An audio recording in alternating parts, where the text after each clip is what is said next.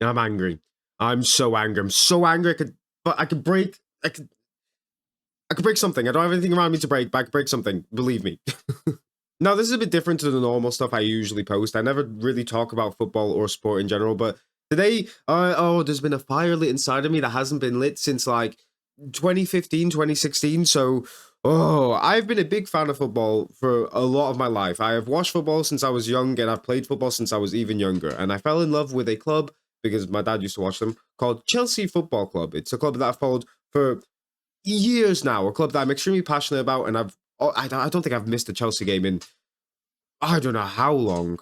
But Chelsea Football Club decided, hey, the campaign this year hasn't been miserable enough, so let's just open your ass wide open and blast it with some horrendous news. So Fabrizio Romano, a very well documented and the most trusted news source out there for football, has tweeted, breaking, Mauricio Pochettino and Chelsea have parted ways with immediate effect. Chelsea and Pochettino have already agreed on terms, as Matt Law reports.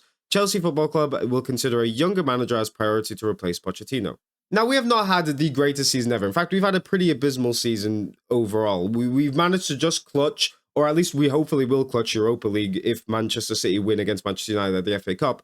But overall, it's been a horrible season. But you can't just say it's down to him. In fact, I don't think most of it is down to him. I think most of it is down to a billion different factors. For one, it's the new owner's first season, so the whole club's basically being completely changed upside down. We then have, I believe, either the youngest or top 10 or top 5 youngest teams in Europe. And if you don't watch football, having a young team looks good, but it's never great because you really need experience in and around that team. So if you have a team full of young players, they're just not going to know how to lead you through a whole season or even a whole match at times. A lot of the players individually as well haven't done great. I swear by Mudryk, but he's not had a great season until the last few games. I think he's been a lot better than he has been usually, but he doesn't do a whole lot for majority of the season, and I think he's still trying to find his feet in the Premier League. Nicholas Jackson was one of those signings that I scratched my head at. I still think he's a diamond in the rough, but for the most part, he's been very poor this season. He has scored, I think, 18 or 17 goals this season, but let's be honest, he's not the greatest striker in the world. Then we have players like Caicedo, I think will come good as well, but he's had a very, very rough patch this season. And then let me just address the elephant in the room here. We have had the most injuries in the whole Premier League. I think there was a statistic or something I saw where the most amount of injuries at once, so the most amount of players out all at one time, Chelsea had the record for 14 players all out at once. Two of them, I think, were players that we signed. One of them was, in my opinion, the greatest right back in the world and probably our best player in the whole team in Reece James.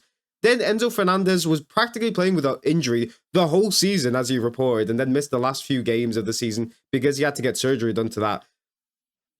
So many things have gone against us, and Chelsea board just decided, you know what, Pochettino, you have to fucking go. Even though I think at times of the season he has made poor decisions, yes, but for the most part, he steadied a very, very rocky ship and steered us to, hopefully, a Europa League spot. And if we look at Manchester United, they have Eric Ten Hag, and we've finished above them. And he's been at that club for 2, maybe 3 years. He has, if you look name by name, a much better team than us. And not only that, I'm pretty sure Mauricio Pochettino was one of the main reasons Cole Palmer came over. I'm not 100% sure on that one, so don't take that one as gospel. But he's done so many good things for this football club, and we decided to part ways with him. And let's just say, for the sake of it, that he wasn't a good manager. He was medium to a bad manager, let's just say. Still gave us a chance at Europa League, and we've started to build something which we have seen progress for at the end of the season. We've been playing very good football for the past 5 games. I think the past 5 or 10 games at home, we've not lost one of them. We've actually seen progression throughout this team. And now that things are starting to click, I was getting excited for next season. We've just gone, yeah, this whole plan, this whole rebuilding thing, yeah, let's just scrap it. Let's start right over. And the dumbest thing about this tweet, which if it is true that we're looking for a younger manager, you want the youngest team or one of the youngest teams in Europe to be led by a younger manager, or not younger manager, but by a young manager. Fuck, I'm fucking hitting everything. I'm angry, fuck. It's incomprehensible who's making these decisions. It has to be Todd Bowley, right? Because anyone with a football brain would know that you need a good balance of experience within the team. And I'm pretty sure all he's looking at is, right, we need young, expensive players that look good. Oh, you know what? I think there was a film or something where it was a baseball film and people only signed people for the name. That's generally what he's doing. Oh, what's your name? Your name is Ronald. Oh, that's not going to work. Ronaldinho. Oh, should we just add Ino at the end of everyone's name and that'll just give him a 10 stat boost in fucking every corner? Like, it just makes, oh my god, it makes no sense. And I'm so fucking fuming. This is probably one of the worst decisions I think I've ever seen. And Maurizio not only was an incredible choice for us to have, because you have this really experienced, decorated manager who, yes, he hasn't won a lot throughout his career, but this very experienced manager to lead this young team forward, to kind of sculpt this young team. And now you want to bring in the manager who won't have anywhere near that experience to do what? And a project that we had already started that seems to be working, that seems to be going somewhere, to scrap it and start again? What's this going to do to the players? The players who are young players and haven't experienced this ever at all. What's it going to do to their mentality?